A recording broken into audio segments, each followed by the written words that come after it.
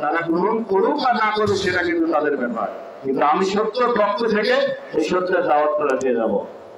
তাই আমি বিশেষ করে বলতে চাই, আগামী প্রজন্ম সবাই এই দেশবাসীকে বাঁচানোর জন্য, এদেশের মানুষকে বাঁচাবার জন্য, এদেশের মানুষকে শান্তির ছায়াতলে রাখবার জন্য এমন একটা পবিত্র লোকের দায়িত্ব আমরা যেন দিতে পারি, জাকের বাড়ির মহামান্য চেয়ারম্যান তিনার হাতকে আমরা আরো শক্তিশালী করতে পারি।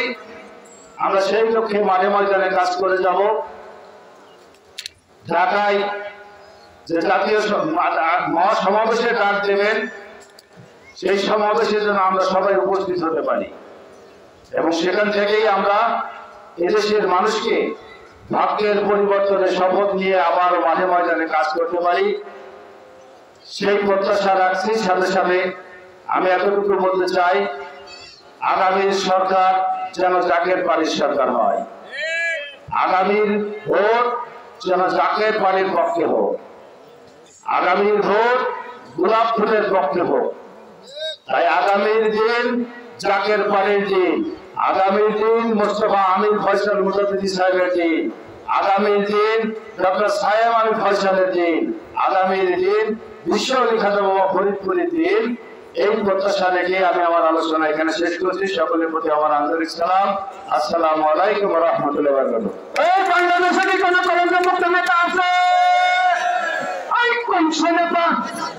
আরে বলে না হলো না, ফসল ভাইয়ের মার্কা, ফুল মার্কা, ফ্যান ফলের মার্কা, ফুল মার্কা, পাকের পতির মার্কা, ফুল মার্কা। এই মুহূর্তে দরকার জাকের বাড়ি সরকার, এই মুহূর্তে দরকার জাকের বাড়ি সরকার। এক নেতার এক দেশ, ফসল ভাইয়ের বাংলাদেশ, ফসল ভাইয়ের বাংলাদেশ, এক নেতার এক দেশ। ওই আল্লাহর দুশমনেরা হুঁশিয়ার সাবধান, জাকের বাড়ির দুশমনেরা হুঁশিয়ার সাবধান, সব দলের খেলা শেষ, ফসল ভাইয়ের বাংলাদেশ।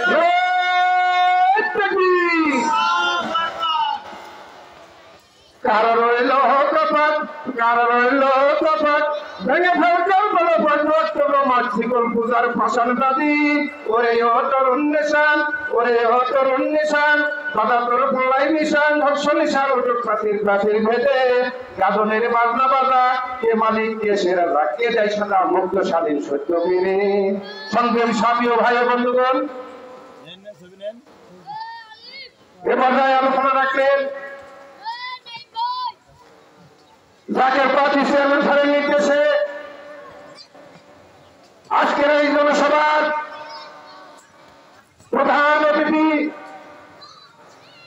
প্রধান বসতিরা জাকের পার্টির সংগ্রামী সাধারণ সম্পাদক